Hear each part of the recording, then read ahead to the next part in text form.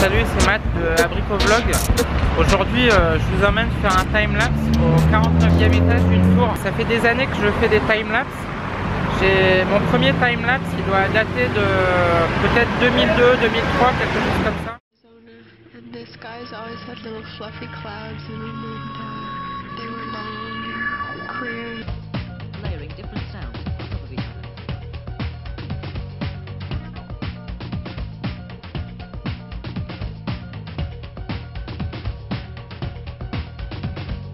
Layering different sounds on top of each other.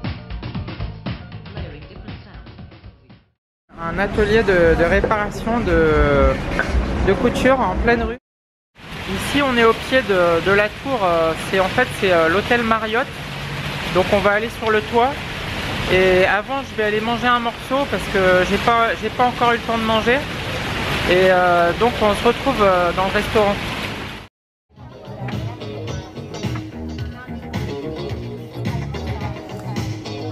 Donc en fait là on est au 49e étage, donc j'ai installé le setup. Il y a un Canon G7X qui se trouve ici. Et ici j'ai installé un Lumix TZ10. Il y a un DJ qui joue là-bas. Je ne sais pas si vous le verrez au grand angle. Le Canon G7X il est posé sur un GorillaPod. GorillaPod c'est ça en fait, c'est un trépied qui peut s'accrocher un petit peu n'importe où.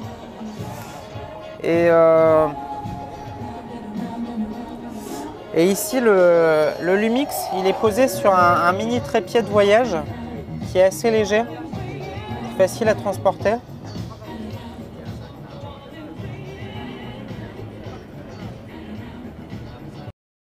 Ce qui est pas mal au grand angle, c'est que quand on regarde vers le bas au grand angle et quand on est haut sur un immeuble, c'est quand même assez impressionnant. On a l'impression que la terre est complètement ronde. J'ai changé d'angle pour le G7X. C'est quelque chose que je fais assez fréquemment quand je fais un timelapse. Je change d'angle toutes les peut-être 3, 4, 5 minutes pour avoir quelque chose de différent. Et ici j'ai installé le Lumix. Le Lumix, je l'ai installé sur l'enceinte. Là où il y a la musique, alors j'espère que ça n'a pas trop bougé.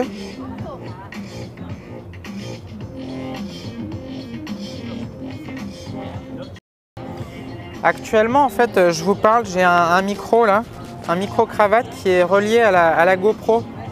C'est une GoPro Hero 2. C'est une ancienne version en fait que j'ai achetée il y a 4 ans. Alors elle est pas bonne en basse lumière et déjà que la version 4 est pas géniale en basse lumière. Mais pour l'instant, je pense qu'il y a encore assez de lumière, mais dans 10 minutes, il n'y a plus assez de lumière.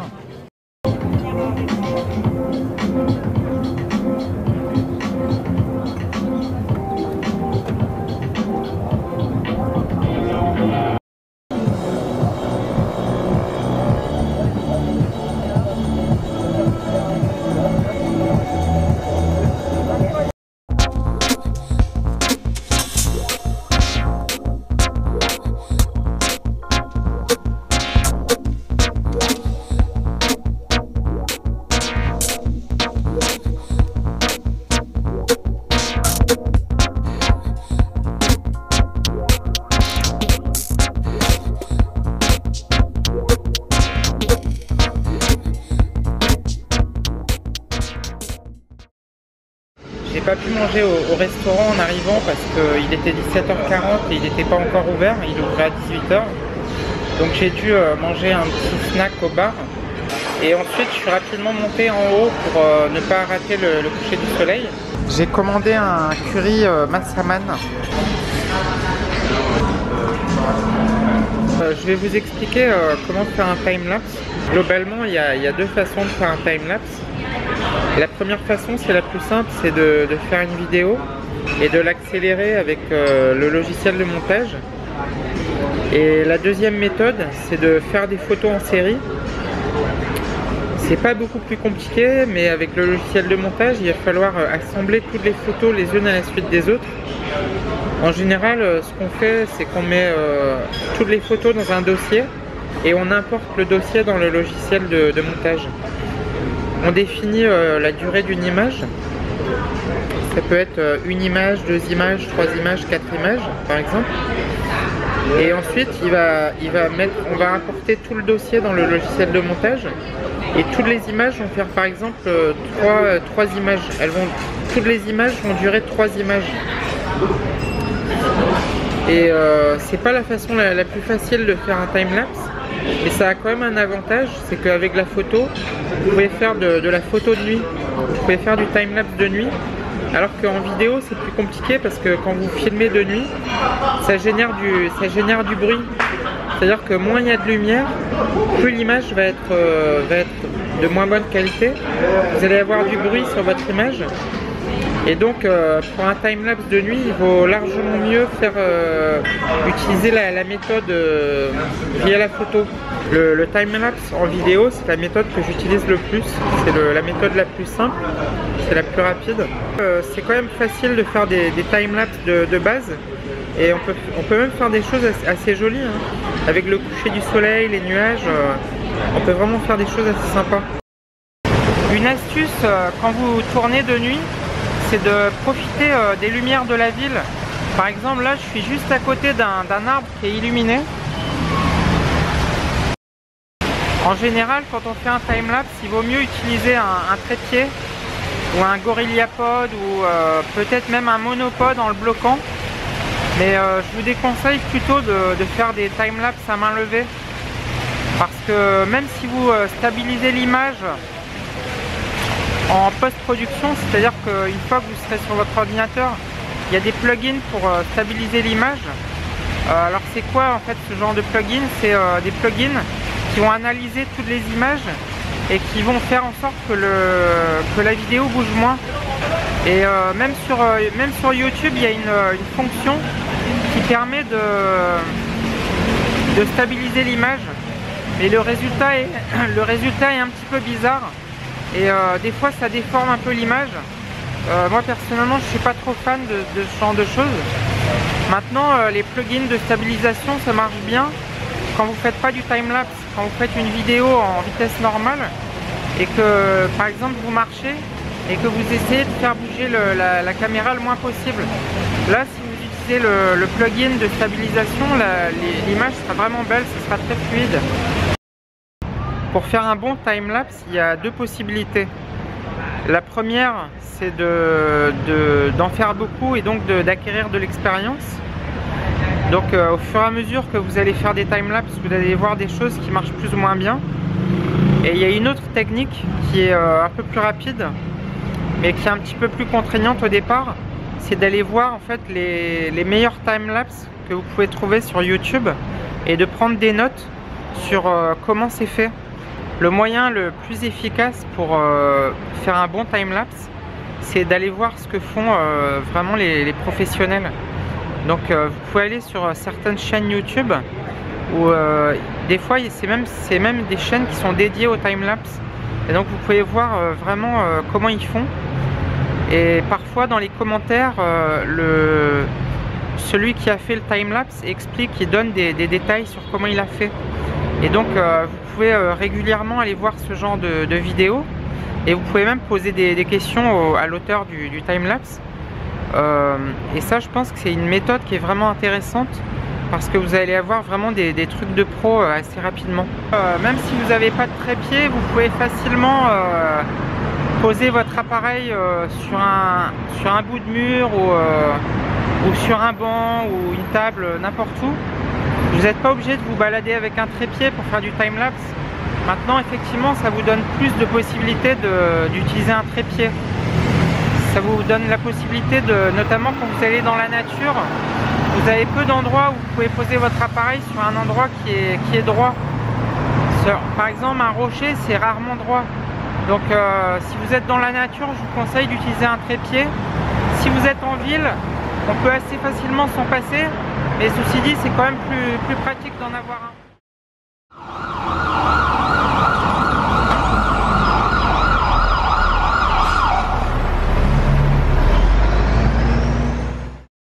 est revenu à la maison et je vais vous montrer sur l'ordinateur comment on fait un montage pour le timelapse. Là ici vous pouvez voir derrière moi il y a un chat en fait avec la patte comme ça qui bouge. C'est un chat japonais en fait, c'est un porte-bonheur. C'est en fait pour attirer la prospérité et voilà, que le business marche bien. Mais je suis pas superstitieux, mais voilà quoi, j'aime bien le petit chat là. Là j'ai un éléphant. Là c'est les mêmes voitures que les taxis de Bangkok, je sais pas si vous verrez. Une petite tortue en peluche. Là le truc en Lego là, que j'ai fait pour la chaîne, à Brico-Vlog. Et donc j'ai plein de briques de Lego là, et des fois je m'amuse à faire des trucs avec. Je joue pas vraiment au Lego, mais on peut écrire avec les Lego, on peut faire des objets, tout ça c'est un truc qui me plaît bien. Pour faire un timelapse, il y a trois choses qui sont importantes. La première chose, il faut modifier la vitesse de la vidéo. Si vous le faites en vidéo, il faut modifier la vitesse de la vidéo. Dans mon cas, j'ai l'habitude d'être en 60 images par seconde pour me filmer avec le Canon G7X.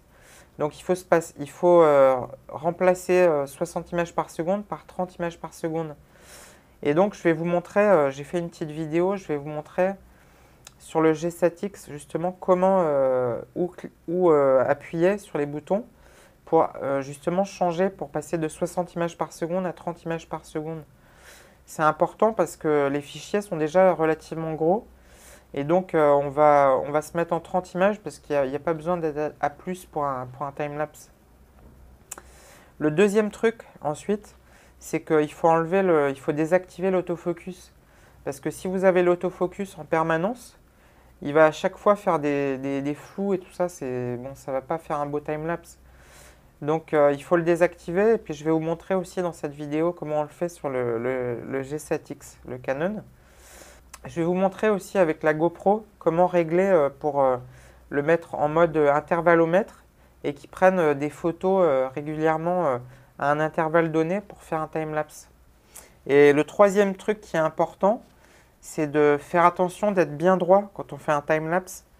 Parce que par exemple, si vous êtes légèrement décalé comme ça, là c'est droit, là c'est légèrement décalé.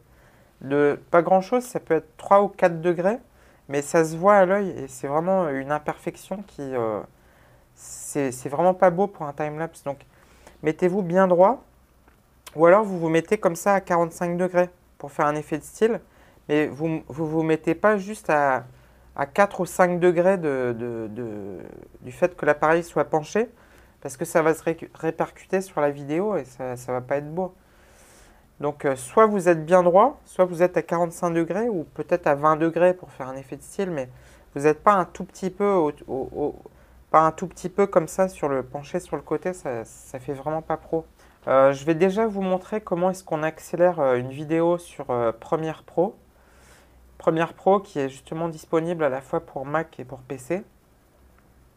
Mais je pense que par exemple dans Final Cut Pro pour Mac, je pense que c'est à peu près la même chose. En gros, on fait un clic droit sur la vidéo et on peut l'accélérer ou changer la vitesse. Et donc, je vais vous montrer ça. Et ensuite, je vais vous montrer avec VirtualDub comment on fait pour coller toutes les photos. On a plein de photos dans un dossier. On va toutes les coller pour en faire une vidéo. Donc, je vous montre ça, c'est parti. Donc, là, j'ai ouvert Premiere Pro. Et j'ai mis deux timelapses différents. Alors vous voyez qu'en dessous, ici, il y a la bande son. La bande son, on n'en a pas besoin.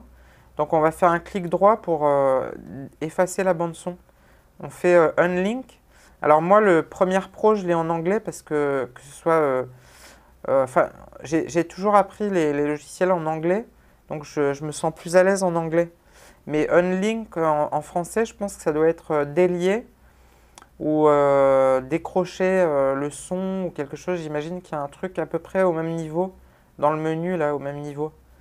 Donc vous faites Unlink. Ensuite, vous sélectionnez le fichier son. Et sur le clavier, vous allez faire Delete pour effacer le son. Vous allez faire la même chose pour cette partie-là à droite, pour le deuxième timelapse. Vous faites un clic droit, Unlink. Vous sélectionnez la piste son et vous l'effacez avec la touche sur le clavier Delete. Voilà, ça c'est fait. Et donc maintenant, on a, on a deux timelapses qui sont relativement longs, qui vont, avec les deux, ça fait pratiquement 7 minutes ici. Donc c'est beaucoup trop long. Donc on va les raccourcir, on va accélérer la vitesse. On va faire un clic droit sur la vidéo. Et on va mettre, c'est ici Speed Duration. Speed Duration. Et donc en français, j'imagine ça doit être vitesse durée, à cet endroit-là, au même endroit du menu. Donc vous cliquez dessus. Là, vous arrivez sur la vitesse 100%, c'est la vitesse normale. Moins 100%, c'est pour aller en arrière. Après, si vous mettez 800%, ça va être 8 fois la vitesse en avancée. Et si vous mettez moins 800%, ça va être 8 fois la vitesse, mais en arrière, en inversé. Donc là, je vais mettre 800% pour voir combien ça fait. Non, ça fait encore 30 secondes, c'est beaucoup trop. On va le raccourcir, on va mettre 3200%. Voilà, ça fait 7 secondes, ça c'est pas mal. Donc on fait OK. Vous voyez que la vidéo est beaucoup plus courte. On va faire la même chose sur la deuxième vidéo, on va la ramener par là. On va faire vitesse durée, speed duration. On va mettre, je pense qu'on va mettre 3200%. 3200%. Ça fait 5 secondes. Bon, allez, c'est bien, 5 secondes. Et maintenant, on va zoomer ici. Et donc, on obtient une séquence avec deux petits bouts de timelapse qui font 13 secondes. Donc, 13 secondes, ça va, c'est pas trop long. Il ne faut pas que les timelapses soient trop longs parce que sinon, après, les gens se lassent. Donc, un timelapse qui fait à peu près 5 secondes, 6 secondes, 7 secondes, 8 secondes, en général, c'est une durée qui est pas mal. Donc, là, à partir de là, qu'est-ce qu'on va faire? On a nos timelapses qui sont prêts. On va aller chercher de la musique. Donc là, je viens de mettre la musique à cet endroit-là. Et ce que je vais faire, c'est que je vais faire des coupures dans le timelapse pour donner quelque chose de plus dynamique.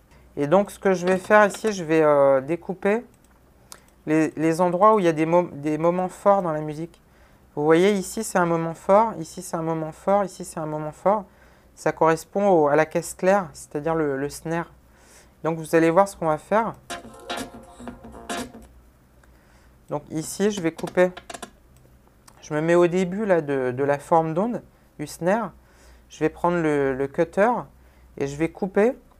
Et je vais couper à peu près... je vais me mettre ici, là, au niveau du truc qui s'arrête. C'est peut-être un peu beaucoup, remarque. Non, je vais couper ici. Tac. Et je vais effacer ça. Je vais ramener ça ici. Et vous allez voir ce qui se passe dans le timelapse. Il va y avoir une coupure au moment où il y a le son là. C'est parti. Bon, c'est à peine perceptible, donc je vais découper encore un peu plus. Je vais couper encore un petit morceau, sinon c'est pas assez fort. Et je vais faire la même chose un petit peu plus loin. Donc on a tac, tac, tac. Donc là, je vais écouter ce que ça donne. Ici, je vais remettre une coupure ici. Tac. Et donc, je vais aller à peu près jusqu'ici. Tac, j'efface ça. Je ramène ça ici. Et on va voir ce que ça donne maintenant sur l'écran.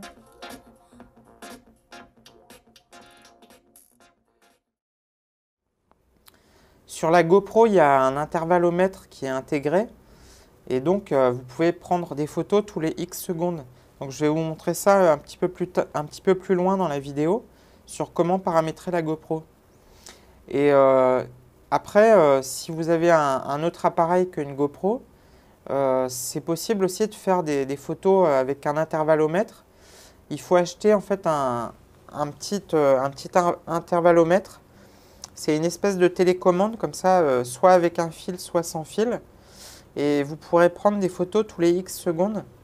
Et maintenant, il y a aussi des smartphones qui ont des applications. Et donc, vous pouvez télécharger l'application qui correspond à votre appareil. et mettre que vous voulez prendre une photo tous les 5 secondes par exemple ou tous les 1 seconde. Et le téléphone, le smartphone, va envoyer en fait le signal et à chaque fois ça va prendre une photo. Là je vais vous montrer, vous aurez besoin de télécharger VirtualDub. C'est un logiciel gratuit, tiens, c'est attaché même VirtualDub. Et donc vous allez avoir virtualdub.org, vous cliquez dessus et vous allez pouvoir le télécharger, il est gratuit. Et donc vous allez dans Download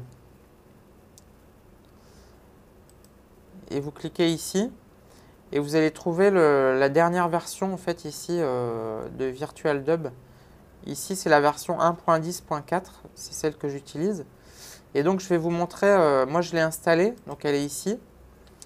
Et donc ce que vous allez faire, là en fait, oui pour VirtualDub, ce que je suis en train de vous expliquer, c'est que c'est pour une série de photos. C'est pour une série de photos, donc vous allez aller dans Vidéo, vous faites Framerate, vous faites changer le Framerate, et vous allez mettre, on va mettre, alors c'est soit 30 images par seconde, soit 60 images par seconde. Moi, vu que je mets mes vidéos sur YouTube en 60 images par seconde, je vais mettre 60, je mets OK. Donc ici, on va aller chercher, on va aller ouvrir on va aller chercher un timelapse qui est déjà prêt en fait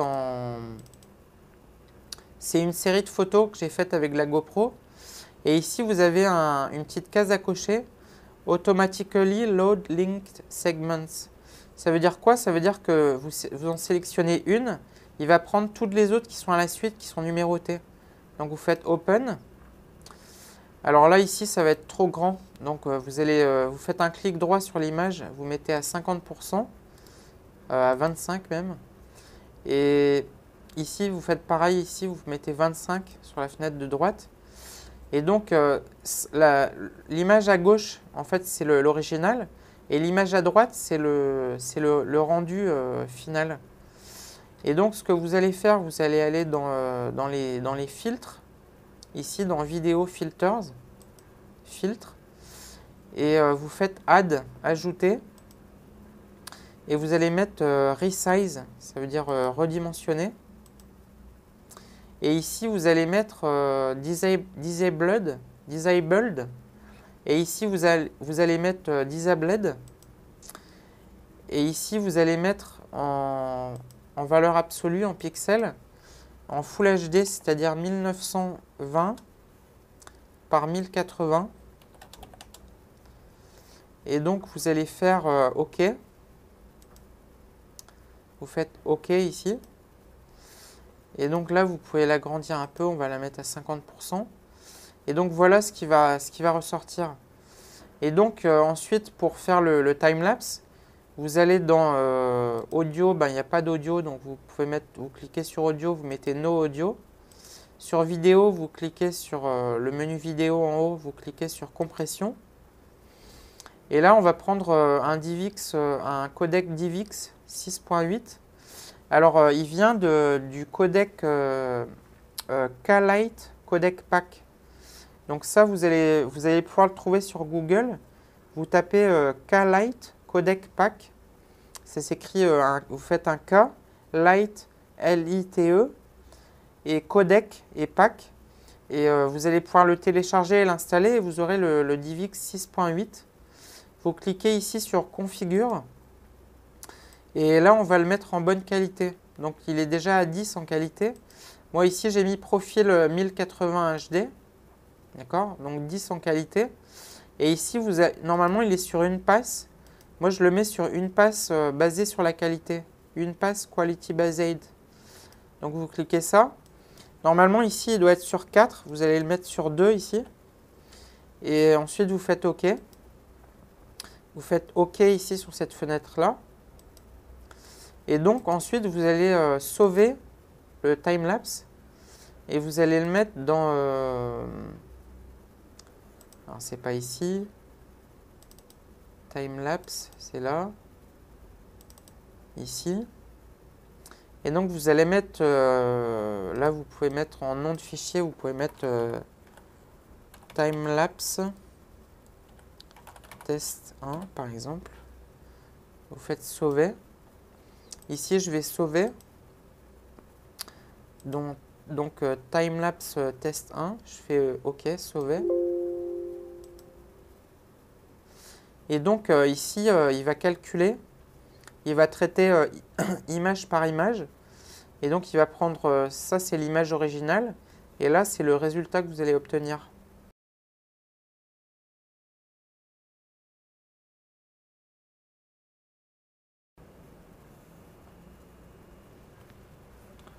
Voilà, donc c'est parti.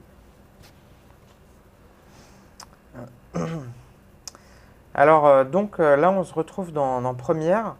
Je viens de mettre le fichier que je viens de créer sur VirtualDub, où il a assemblé toutes les images les unes à la suite des autres pour en faire un film.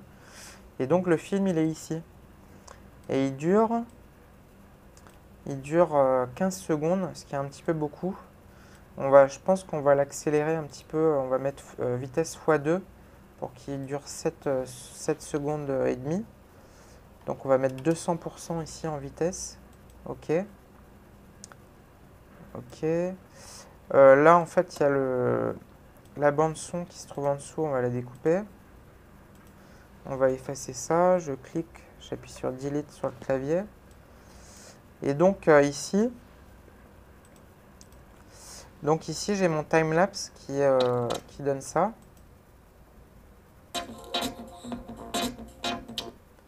Alors, il a un petit peu de mal avec la preview, l'image ici, ça saccade un peu.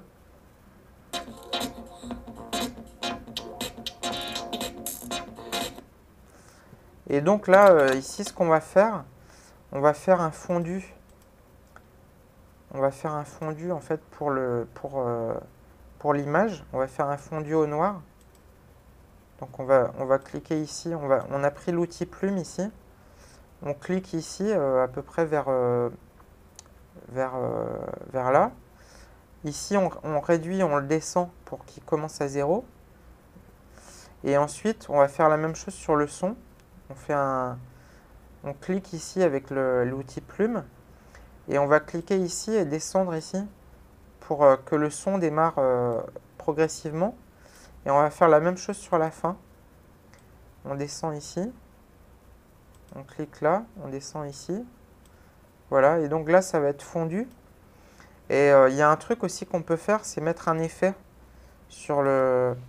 On peut voir ce qu'il y a en effet de couleur. Par exemple, on peut mettre balance couleur. On va prendre ça, on fait un cliquet déplacé, on va le mettre ici sur la vidéo. Et là, on va avoir des paramètres ici à régler. Peut-être que vous, ça sera comme ça, vous devez cliquer ici, il y a un onglet Effect Control. Et donc, balance des rouges, vous allez pouvoir mettre, on va se mettre ici, avec comment on appelle ça, la ligne de lecture, on va dire. Et donc là, vous allez pouvoir modifier les paramètres, mettre plus de rouge, peut-être mettre un petit peu moins de vert. Pour le bleu, on va plutôt en mettre un petit peu plus. Ensuite, mid-tone, c'est les tons moyens, on va en rajouter un petit peu plus. Le vert, on va en réduire un petit peu. Il ne faut pas que ce soit trop non plus. Le bleu, on va en rajouter un petit peu. Et ensuite, pour les hautes valeurs, on va faire autre chose. On va mettre plus de vert. Pas trop quand même, un tout petit peu plus de vert. Un petit peu moins de rouge. Et pour la balance des bleus, on va mettre un petit peu plus de jaune. Voilà, comme ça, il est pas mal. Et donc, normalement, ici, si je lance la lecture, on devrait pouvoir voir ce que ça donne.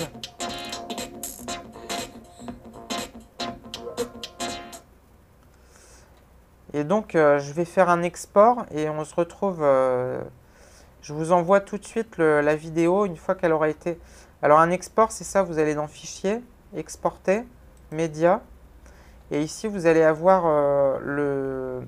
Ici, vous choisissez H264. C'est l'idéal pour YouTube. Ici, moi, j'ai un preset qui s'appelle Abricot V3. Vous allez... alors, le preset, enfin, je vais vous expliquer comment le régler ici. Vous allez cliquer sur la séquence d'abord. Et vous allez mettre, ici, on était dans Timelapse, ici. Donc, vous allez mettre Timelapse final. OK, en MP4, sauvé. Et donc, les paramètres que moi j'envoie, en fait, c'est du Full HD 1920 par 1080 en 60 images par seconde. Enfin, c'est 59,94 parce que c'est du NTSC. Et donc, il est réglé en VBR 2 passes. Ici, vous avez la résolution. Ici, vous avez le nombre d'images par seconde. Et donc, ici, vous avez la façon d'encoder.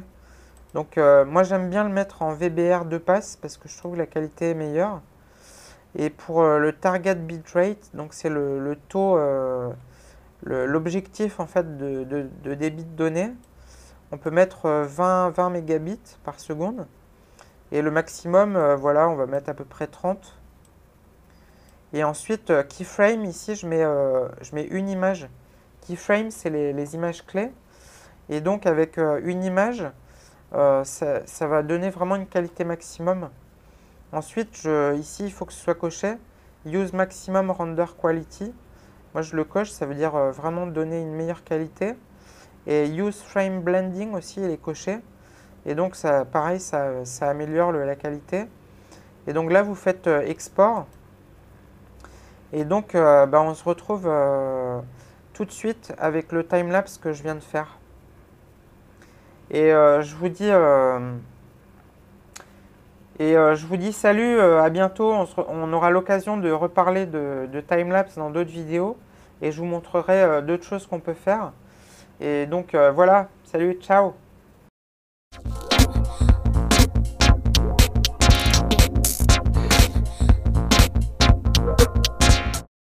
Je vais vous montrer sur le Canon G7X le menu, comment enlever l'autofocus.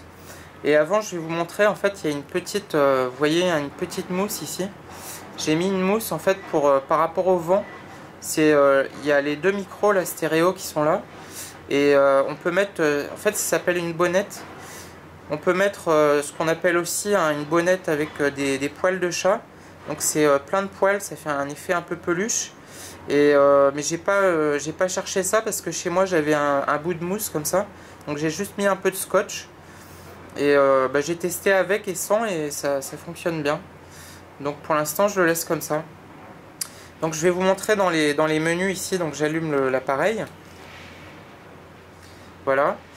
Donc la première des choses qu'on va faire, moi d'habitude j'ai l'habitude de filmer à 60 images par seconde. Et donc déjà ce qu'on va faire, c'est d'aller dans le menu Fonc 7, ici vous voyez le petit bouton rond là. Vous allez cliquer dessus et vous allez descendre. Vous allez descendre jusqu'à atteindre les réglages pour la vidéo. Voilà, c'est ici. C'est marqué HD 60p. Ça sert à rien de faire un timelapse en 60 images par seconde puisque de toute façon on va l'accélérer. Donc on va se mettre en 30 images par seconde. Ça va prendre beaucoup moins de place en fait sur la carte mémoire. Parce que déjà qu'un timelapse c'est relativement lourd, ça peut faire, le fichier il peut faire facilement 1 ou 2 gigas. Donc ça sert à rien de se créer des fichiers encore plus larges qu'il ne faut. Donc on se met en 30 images par seconde. Voilà, on valide. Donc là on est bien en 30 images par seconde. Et donc après on va aller dans les menus. Ici on appuie sur le bouton menu ici. Et on va aller désactiver l'autofocus. Donc on descend. Et ici vous allez trouver AF continu. C'est autofocus continu. Il faut le mettre sur arrêt. Vous validez. Vous descendez. Et le faisceau AF, je suis pas sûr qu'il faille le désactiver, mais au cas où. Mais je suis pas sûr que ce soit pour la vidéo. Je me demande si c'est pas que pour la photo. Mais bon, dans le doute, vous pouvez désactiver faisceau AF et AF continu. AF continu, en anglais, ça se dit continuous AF. Et en anglais, faisceau AF, ça se dit AF beam. Si vous avez le menu en anglais. Moi en général je l'ai en anglais, là je l'ai mis en français pour vous montrer. Donc là c'est bon, on a arrêté le faisceau AF et l'AF continue, autofocus continue.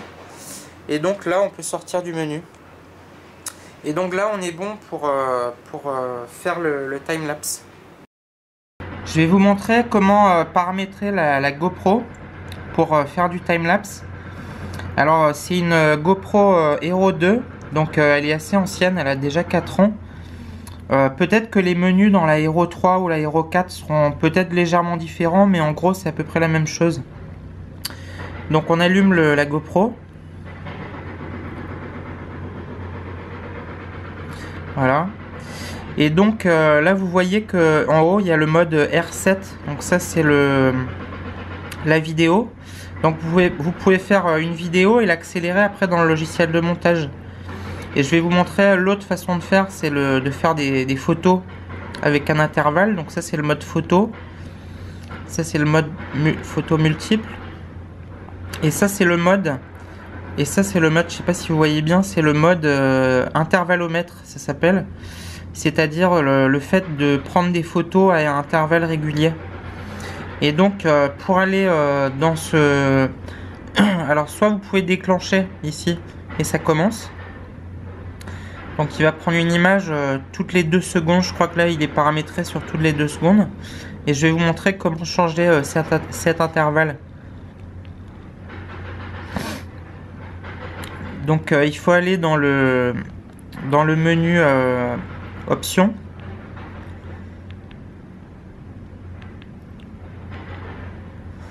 Oui, je crois que c'est là.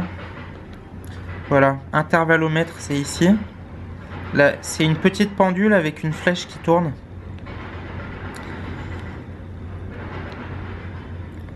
Alors,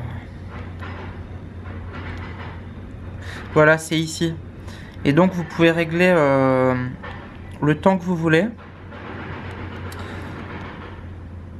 Ça peut aller jusqu'à 60 secondes. 60 secondes, c'est bien quand vous faites une prise de vue très très longue. Par exemple sur plusieurs heures. Sinon, une demi-seconde, c'est quand même très rapide. Donc c'est bien si vous n'avez pas le temps. Si vous n'avez pas le temps de rester à un endroit, par exemple, vous y êtes que 5 ou 10 minutes, vous pouvez mettre une demi-seconde. Donc ça prendra pas mal d'images. Et en général, moi je le mets sur 1 seconde ou 2 secondes. Je fais rarement des timelapses sur plus que ça. 60 secondes, c'est quand même relativement long. Mais 1 seconde ou 2 secondes, ça donne des bons résultats. Voilà, donc on sort des menus.